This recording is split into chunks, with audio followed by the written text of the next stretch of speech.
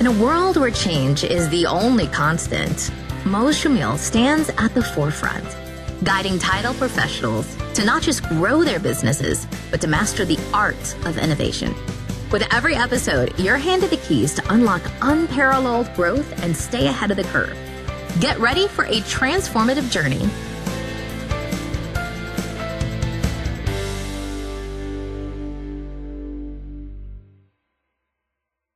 Hello, everyone, and welcome to a new episode of the Title Agents Podcast. I am your host, Mo Shamil, All-Tech National Title CEO, and I'm thrilled to have my good friend Frank Klesitz, CEO and co-founder of Viral Marketing.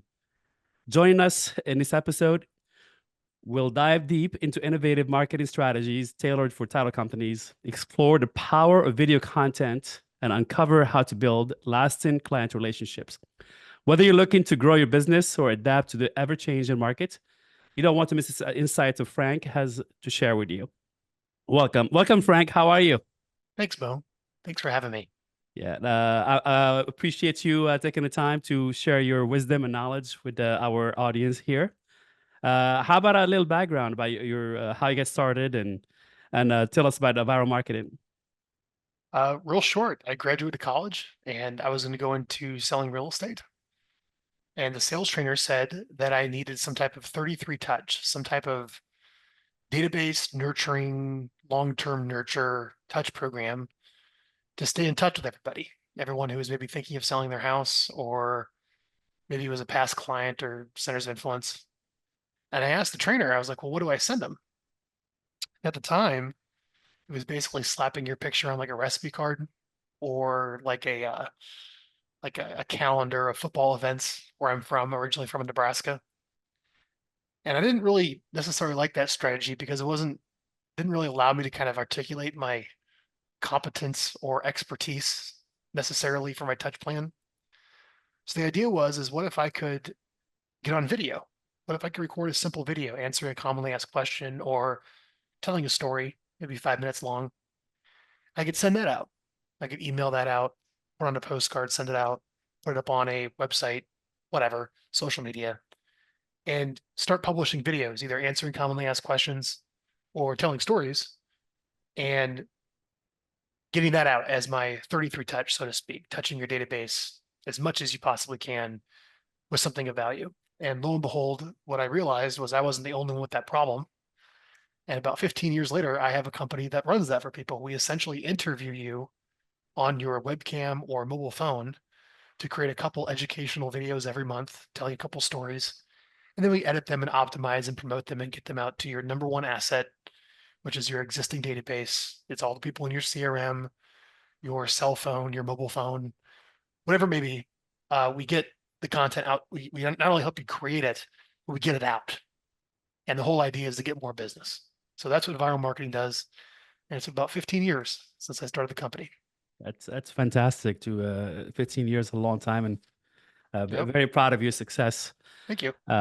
So you build viral marketing to help professionals, especially the niche industries like real estate, grow their businesses. What specific marketing strategies would you recommend for title companies looking to expand their client base in today's competitive market? Well, I would assume that, I don't know too much about title. I wish I knew more about it. So I want to preface anything that I say as I'm not an expert on title. I've only hired title companies. As a real estate investor, we bought several, hundreds of single family houses where we would go out and be like the We Buy Houses company if they want to buy their house. The title company was like the most important of the entire transaction. So who we built a relationship with the title company was like absolutely key for me as the principal buyer.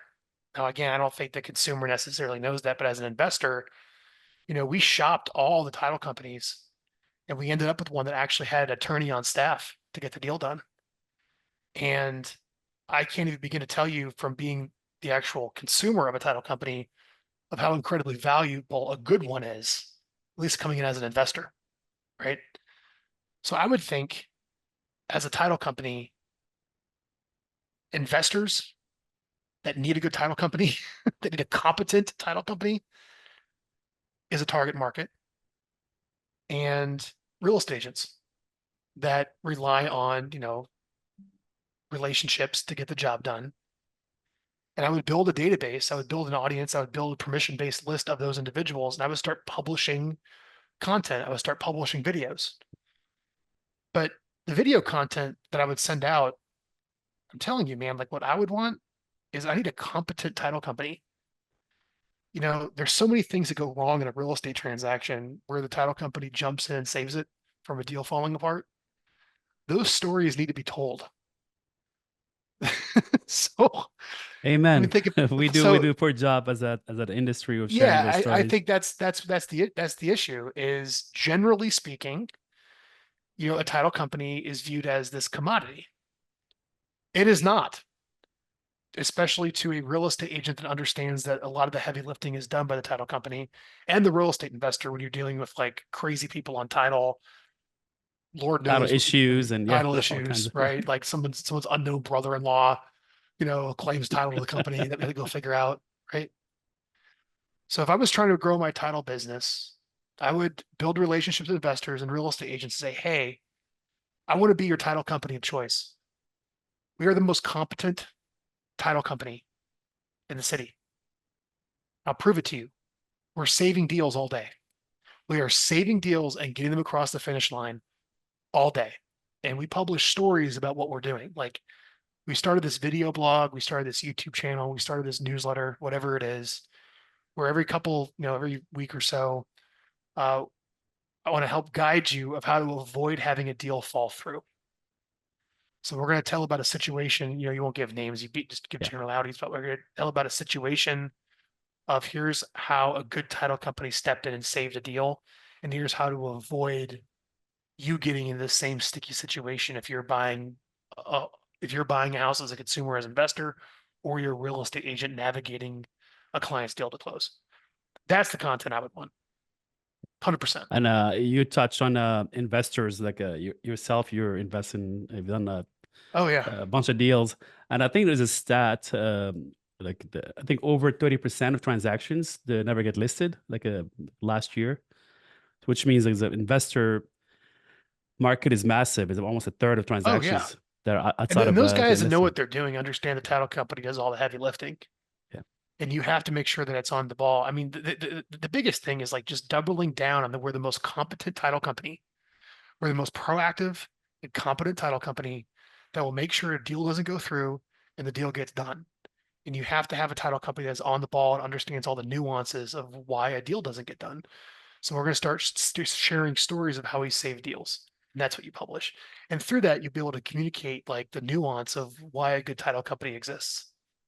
Gotcha. I know you mentioned earlier about a permission-based list.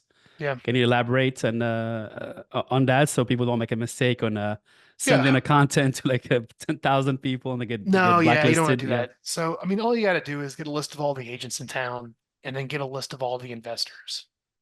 So let's talk about how to do that.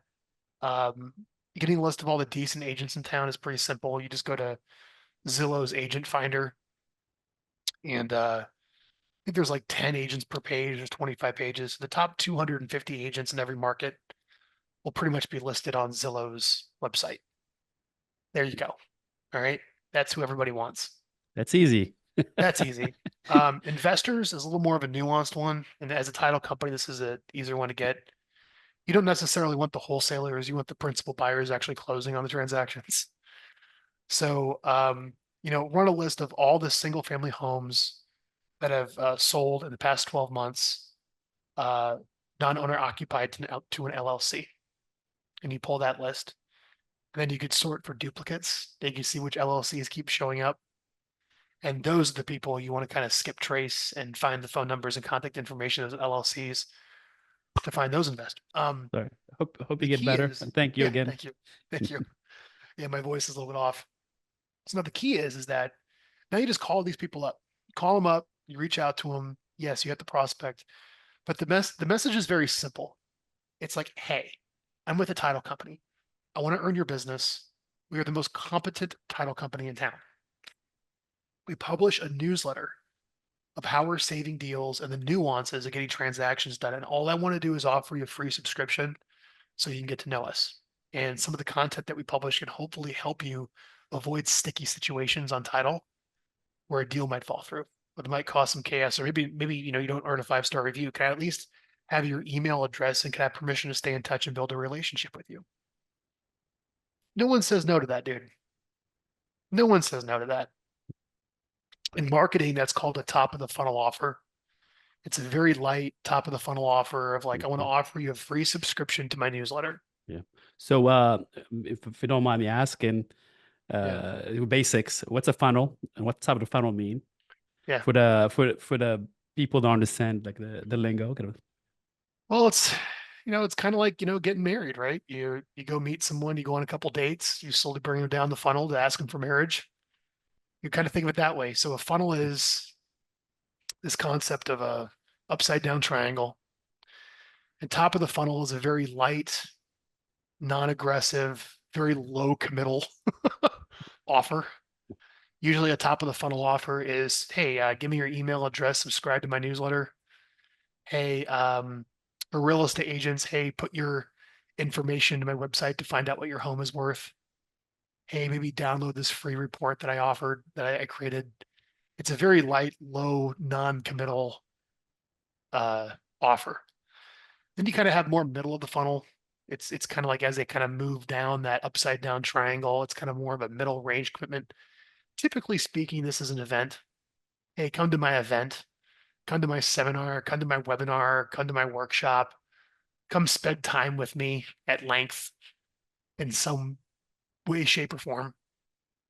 And then a bottom of the funnel offer, pretty standard, is book a call, book a one-on-one meeting. And pretty much every professional service, if you had to come up with a marketing plan, you could pretty much blow up anyone's business if you had, well, in a good way. You could blow up someone's business in a good way if you put a good funnel in place, which with let's get people to subscribe to the newsletter, let's get them to our events, and let's get them to one-on-one calls. Usually just going out to strangers and just asking for meetings is really painful. You get a lot But of if you go no's. out, You get a yeah, I majority, mean, mostly no's. it's not very strategic. Yeah. Whereas if you go out to strangers and you invite them to your newsletter, then you invite them to your event, then you invite them to meetings, you reduce a lot of friction in the relationship building process. And they build that almost not trust, but almost kind of the familiarity. They know you. They Yeah. That you're not a Yeah, it's like, stranger. not only do I know you guys are competent, but I like you guys, and you guys are gonna get the title business. Client retention is crucial for long-term success in real estate or in title industry. What are some innovative approaches that title companies can use to maintain and strengthen relationships with their existing clients? Oh my goodness. A loaded Interview question. interview them in the videos. Oh wow, So I wow. think, so let's say that I'm a title company and I sit down once a month to create some video content. And I want to tell some stories about how we're saving deals. we're saving deals. Let me tell some stories. But wouldn't it be cool if you invited the agent in to that? Wouldn't it be cool maybe even if you invited the real estate investor into that for all of you to talk about it without you got to kind of keep, some privacy on there. Don't give up way too much, but still just talk about the situation. That's video content for your agent. That's video content for people for the marketing. I mean, what we're doing now with this podcast, you reached out to me, we did this podcast, you're going to take care of the production. You're going to go put it together. You're going to take on all the expense and work of doing this. And I just got to show up and get interviewed. How nice is this for me? Yeah. Right.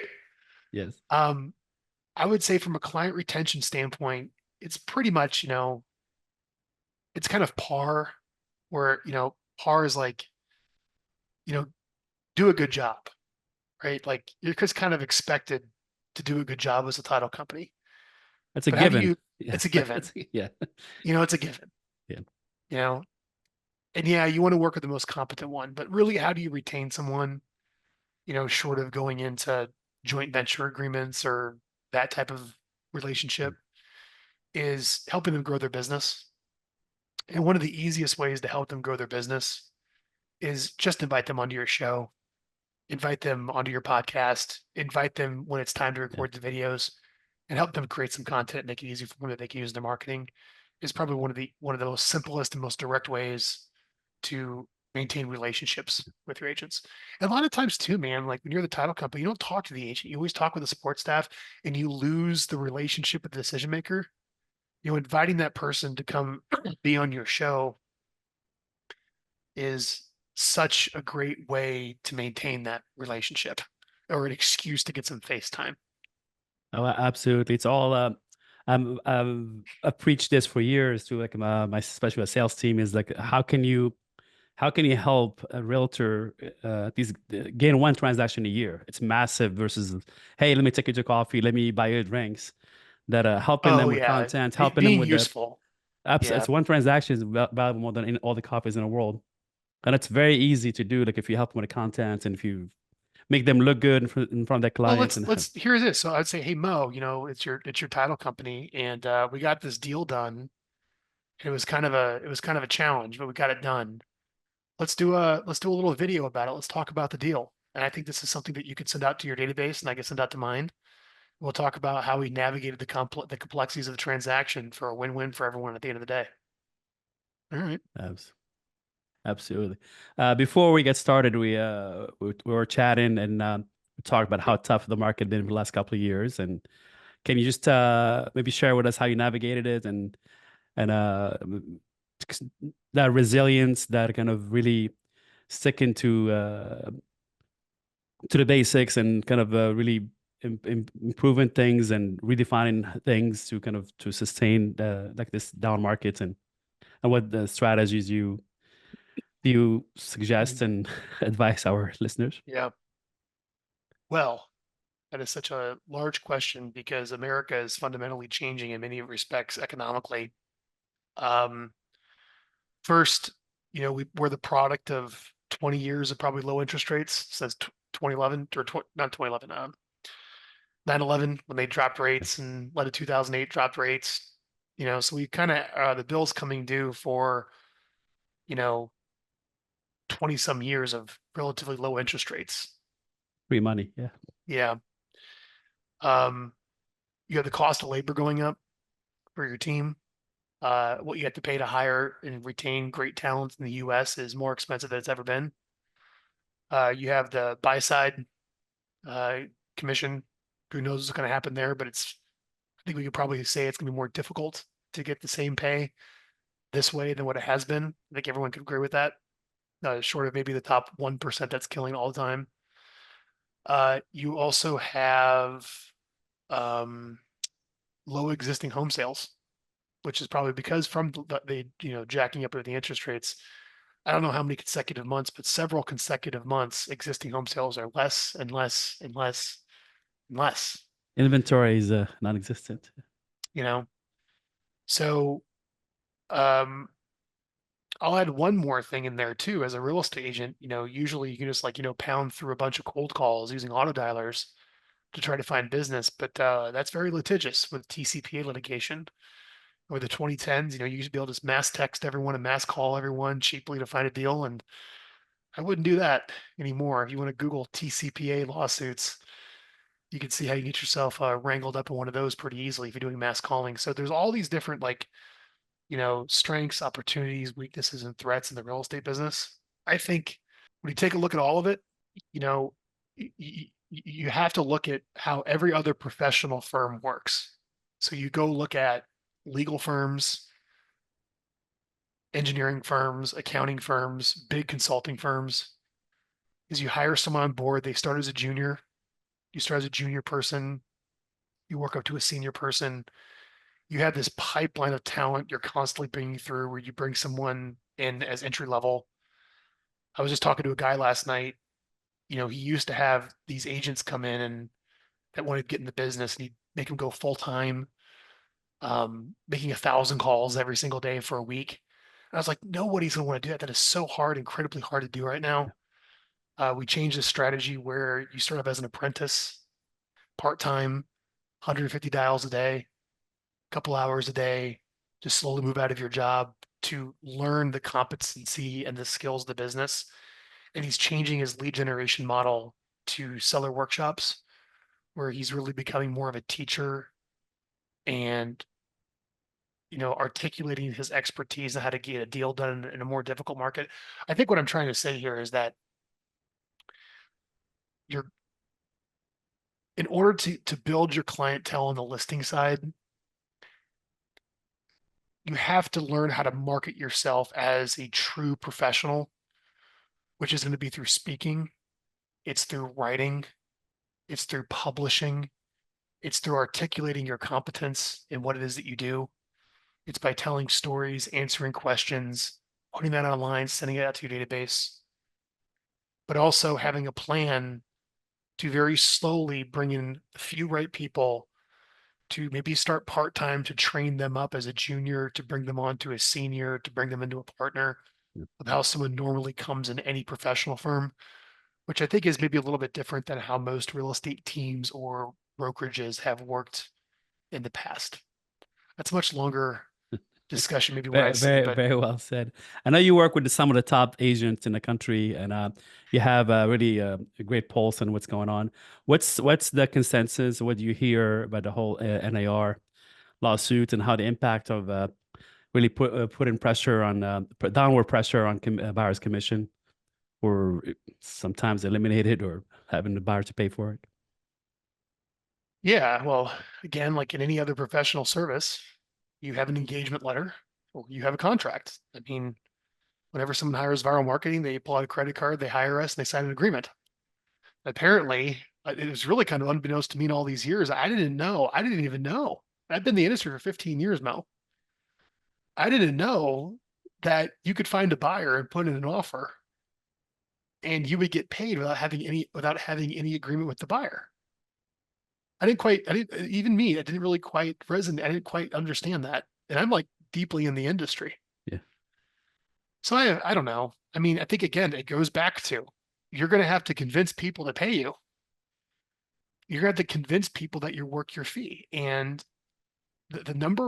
all price elasticity in professional services is certainty.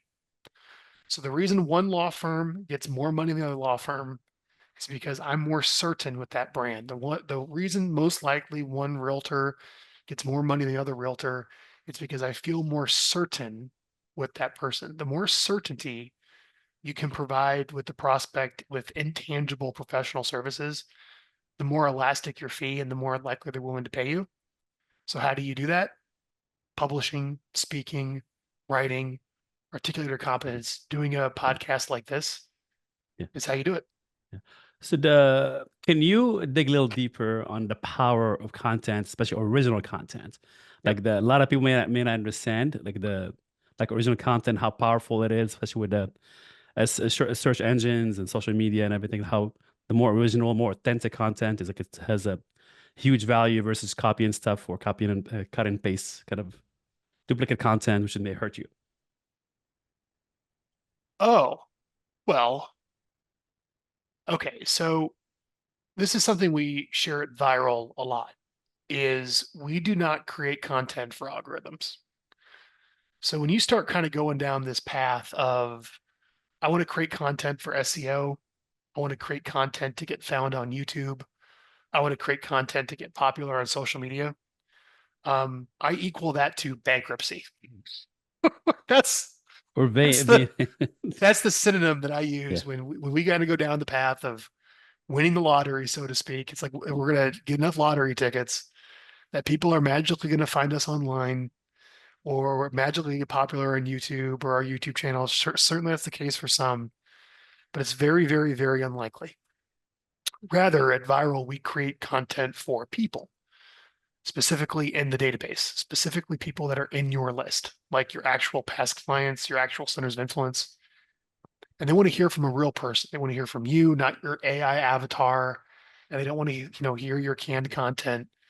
They want to watch a video to learn something from you, but really what they're doing is they're trying to size up your character of how you communicate and how confident you are and what you know and how your mind works to see if they're, to build this trust that I'm going to give this professional money to guide me through a transaction, at least in real estate or really any professional service to get the deal done. So I guess my answer to that question is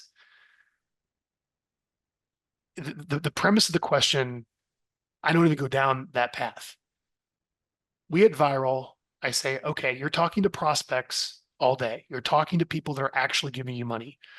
What are the actual questions they're asking? Let's come up with the actual questions people that are engaging you and hiring you are actually asking, not the ones that are on YouTube, not the ones that are showing up online. And we come up with those, and then we create content. We answer those questions for those prospects and send those out. So we look inward to the list of like what the actual demand is from your prospect versus trying to win the game of the lottery of being found online. Awesome. This is maybe a loaded question, but AI, I don't know how much you use it, how much how do you, if you use it, how do you use it, and how do you recommend title companies use AI as a tool, not as a replacing? I mean, it's not that great. I mean, I haven't met anyone that's like, oh my gosh, this has like changed my life. You know, I get to speak from example of how we use it. We use it for Grammarly. So for our writers, we signed up for the premium version of Grammarly, and it does a pretty good job of helping rewrite sentences if you're a little bit off. That's nice. Chat GPT, we use it to help write articles to complement the videos. So we'll grab a transcript from your video, and then Chat GPT has a nice transcript to article GPT. Yeah, it's incredible. Yeah, it probably does like maybe 90% of the work. Yeah. And then you still got to go in there and like double check it. That's nice. I don't know what it's called. I think it's called Remini, Remini. But we use that for thumbnails. So usually we want to get you looking a little bit nicer and like apply some AI to how your thumbnail looks. We'll run our thumbnails and your image through Remini. What's I'm gonna stop you there again. What's a thumbnail for people who don't understand? Oh, got it. Thumbnails for YouTube. So, okay. It's like the image, like when you scroll through YouTube. Yeah. It's what's the image that's on still there. image, right? That's yeah. Yeah, it's the still image on YouTube. So I think Remini is something that we use for that. It's Rameni that Let me find it. imagine. No, someone told me about it. It's been really helpful. I'm always looking for new tools and for myself and to share. Yeah, AI photo enhancer. So Remini, Remini. Yeah. The premium version of Grammarly is great for the writers. Transcript to articles, really nice. Sometimes we'll use, I think it's called Dalle, Dalle. It's like we need some B-roll. It's like, make me an image of like downtown Chicago. Boom. It'll make a free image. I don't have to pay any licensing fees. It's incredible. For some B-roll for that. But as far as anything that's like really done anything useful, no. Well, it takes a lot of heavy lifting. How long did it take before to write an article? Like it might take arguably, a couple hours. I mean, it's probably like, I probably say it does. I'd probably say the most useful one is the transcript to article. It's incredible. Yeah. Yeah, being able to write the article is really helpful. But it's helpful because you have the really good content from the video. So as long as the content's in the video transcript, and you have something good to say when you write the article. Oh, there's one more too, Otter. So I got to stay on top of like what's going on in the industry. So I have like maybe 20 podcasts that I subscribe to. I don't have time to listen to all of them. Yeah. So a virtual assistant will download every podcast and they'll upload it to Otter and they'll send me the summary. So every day I get a couple Otter summaries of different podcasts, just so I can kind of see like what's being said, what's going on in the industry, like what people are talking about, so I can stay in the know. And it keeps me grounded to like what people are talking about. So it's actually kind of nice. Thank you for sharing that. I thought Otter was mainly for recording like Zoom calls. No, the summaries are absolutely fantastic. So for example, here's this podcast I got. And you see it has like the transcript and the action items and here's what was talked about. I'll just like kind of scroll through that and kind of get an idea of like what people are talking about in the industry so I can like a brief what's going on. That's awesome. Well, yeah, man. I mean, like I have 2 kids, and like, I'd love to go to a conference and sit there and spend the whole day listening to everybody. But when I realized, I'm like, man, that same stuff at a conference is really discussed on podcast. I can just go grab the podcast and get the summary and I get the gist of it. Yeah, I'm gonna copy that from you. So I have a bunch of podcasts I I listen was to. thinking about actually getting like charging subscribers for this. Would you like the transcripts of the top 20 podcasts in the industry sent to you?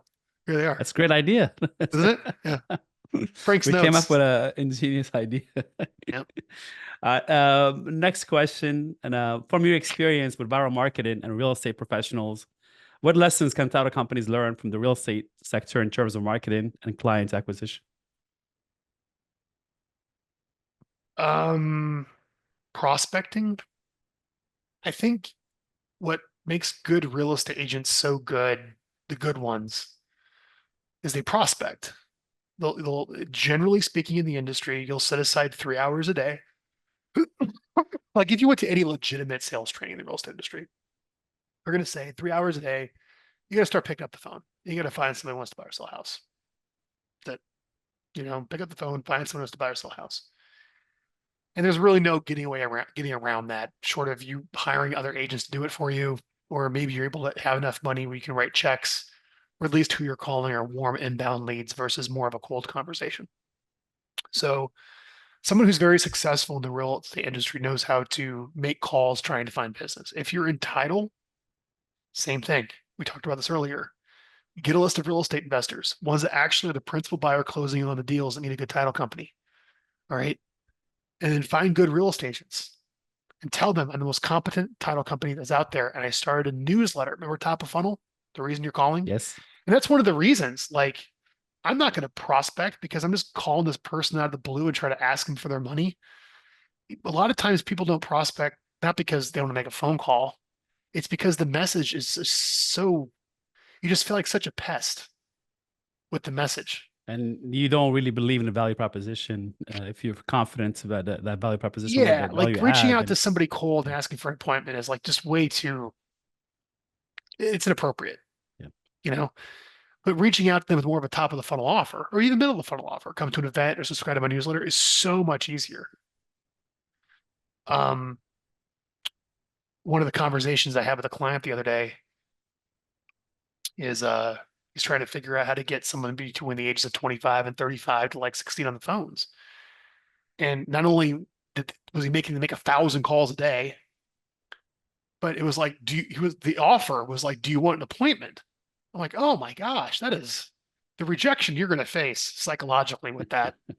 It's just you're brutal, scarred for life. right?